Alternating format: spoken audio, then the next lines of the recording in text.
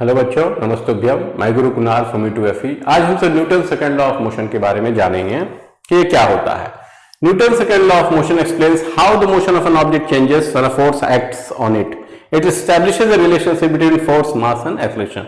तो न्यूटन का जो दूसरा नियम है गति का, Newton second law of motion जो है, ये एक्सप्लेन करता है कि कैसे कोई ऑब्जेक्ट में मोशन आता है, कैसे कोई ऑब्जेक्ट पे जब फोर्स लगता है तो वो ऑब्जेक्ट बिहेव करता है, और साथ ही फोर्स और मास और एक्सेलरेशन के बीच में रिलेशन जो है वो न्यूटन सेकंड लॉ ही देता है। Statement of Newton second law: the rate of change of momentum of an object is directly proportional to the applied force and takes place in the direction of the force. मतलब जिस rate से momentum change हो रहा है किसी object का, है कि नहीं, मोमेंटम के बदलने का जो रेट है वो डायरेक्टली प्रोपोर्शनल है कि कितना फोर्स उस ऑब्जेक्ट पे लगाया गया है, और जो चेंज होता है वो फोर्स के डायरेक्शन में ही होता है।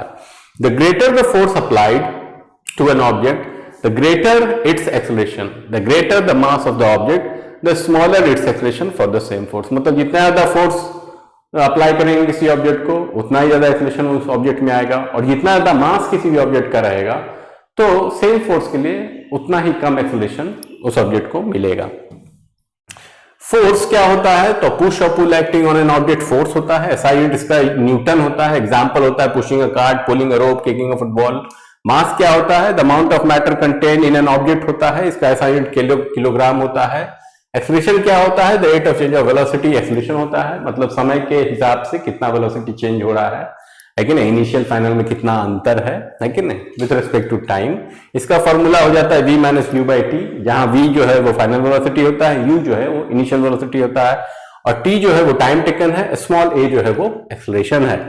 SI यूनिट इसका मीटर पर सेकंड स्क्वायर होता है। इसके बाद है मोमेंटम, है कि नहीं, the product of mass and velocity को मोमेंटम बोला जाता है। तो मास, किसी भी ऑब्जेक्ट के लिए मास को जब उसके वेलोसिटी से गुना कर दिया जाता है तब हमको मोमेंटम मिल जाता है। इसका जो फॉर्मूला होता है P इक्वल टू mv होता है, जहां P जो है वो मोमेंटम है, m जो है वो मास है, और v जो है वो वेलोसिटी है। इसका SI unit kg metre per second होता है। तो मैथमेटिकल डेरिवेशन जो है वो ऐसे होता है कि जो rate of change of momentum है वो फोर्स का इक्वेशन में बदल जाता है। तो मास जो है ऑब्जेक्ट का m लिया गया है, इनिशियल वेलोसिटी u लिया गया है, फाइनल वेलोसिटी v लिया गया है, टाइम टेकन t लिया गया। तो इनिशियल मोमेंटम p1 क्या हो जाएगा? mu हो जाएगा। फाइनल मोमेंटम p2 क्या हो जाएगा? mv हो जाएगा। चेंज इन मोमेंटम क्या हो जाएगा? mv माइनस mu हो जाएगा। m कॉमन ले लिए तो m ब्रैकेट में v माइनस u हो जाएगा। अब Newton's law of second law के हिसाब से क्या है? Rate of change of momentum बोला जाता है कि वो फोर्स के प्रोपोर्शनल होता है। तो rate of change of momentum क्या होगा? इसी को टाइम से डिवाइड कर देंगे तो m ब्रैकेट में v minus u divide by t हो जाएगा।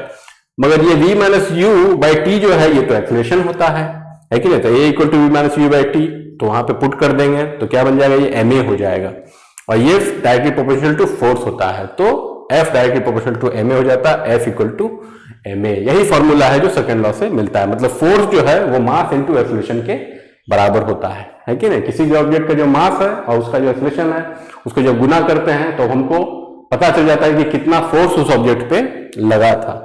तो ये फॉर्मूला सेकंड लॉ से आता है, F इक्वल टू ma, जहां F जो है वो फोर्स है, m जो है वो मास है, और a जो है वो एक्सेलरेशन है मीटर पर सेकंड स्क्वायर में। इसके बाद फोर्स का यूनिट होता है वो न्यूटन होता है, और एक न्यूटन कितना होता है?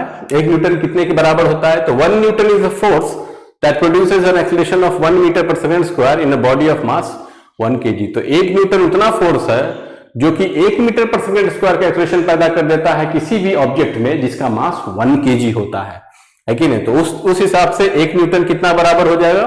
1 kg metre per second square के बराबर हो जाएगा, है कि नहीं। आई होप आपको ये सब समझ में आया होगा।